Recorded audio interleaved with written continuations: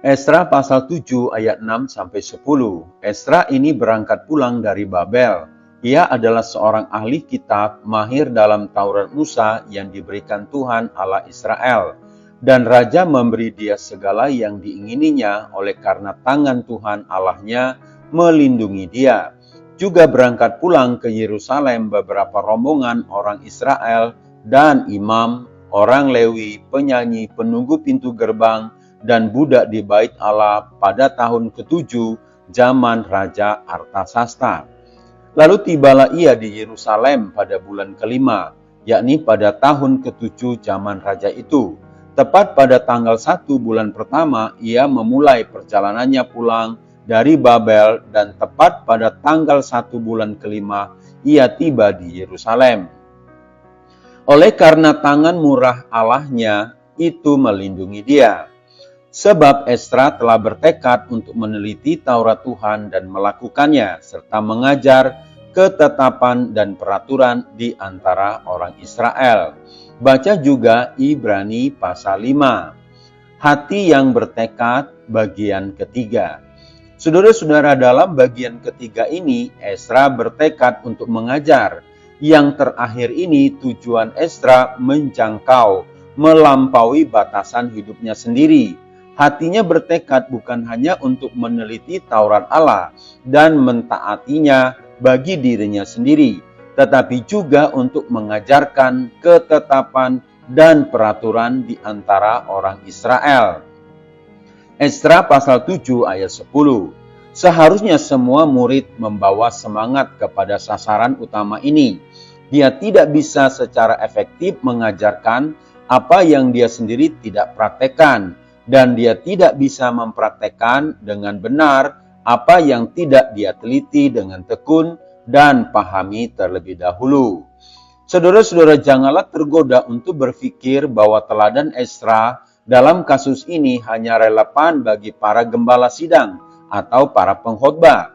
Ya, ada pelayanan pengajaran yang ditabiskan dalam gereja.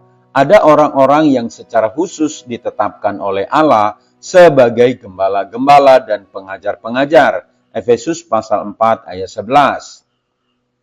Tetapi ada sebuah pengertian yang penting di mana semua orang Kristen haruslah menjadi pengajar.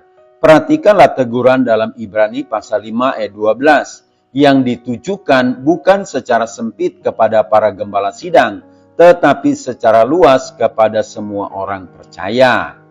Saudara-saudara, jika kita adalah satu tubuh dalam Kristus, jika kita memiliki kewajiban kepada satu sama lain untuk bertolong-tolongan menanggung beban, Galatia 6 ayat 2, jika kita semua harus berusaha mempergunakan karunia-karunia untuk membangun jemaat, 1 Korintus pasal 14 ayat 12, jika kita harus saling menasehati dan harus terlebih giat lagi sekarang karena berada dalam hari-hari terakhir. Ibrani 10 ayat 25. Tidak bisakah kamu melihat bagaimana pelaksanaan semua kewajiban ini melibatkan mengajarkan Taurat Allah kepada orang lain? Ketika kamu melihat saudara-saudarimu bersalah dalam doktrin atau praktek, tidaklah kamu berkewajiban untuk mengajari mereka kebenaran. Tidakkah kita harus melayani mereka yang lebih muda dalam iman dengan pengajaran dan nasihat kita yang saleh? Para orang tua, apakah kalian tidak memperhatikan tanggung jawab kalian di hadapan Tuhan untuk mengajar anak-anaknya? Tentu saja kita harus mendengarkan peringatan kitab suci.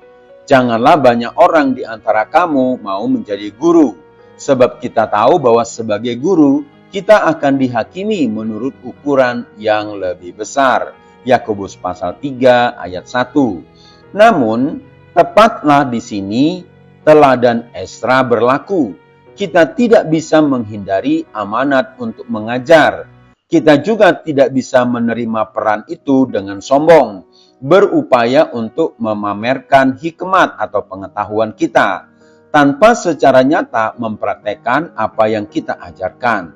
Maka, kita pertama-tama harus melakukan sebelum kita bisa mengajarkan. Dan pertama-tama kita harus meneliti sehingga kita bisa melakukan. Pada akhirnya kita masing-masing harus memiliki hati seperti Ezra, bertekad untuk meneliti, bertekad untuk melakukan, dan bertekad untuk mengajarkan Taurat Allah.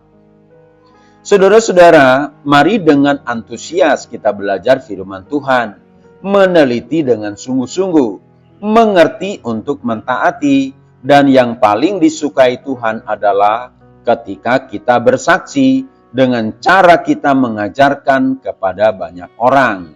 Mari melayani bersama kami, HOR Ministry.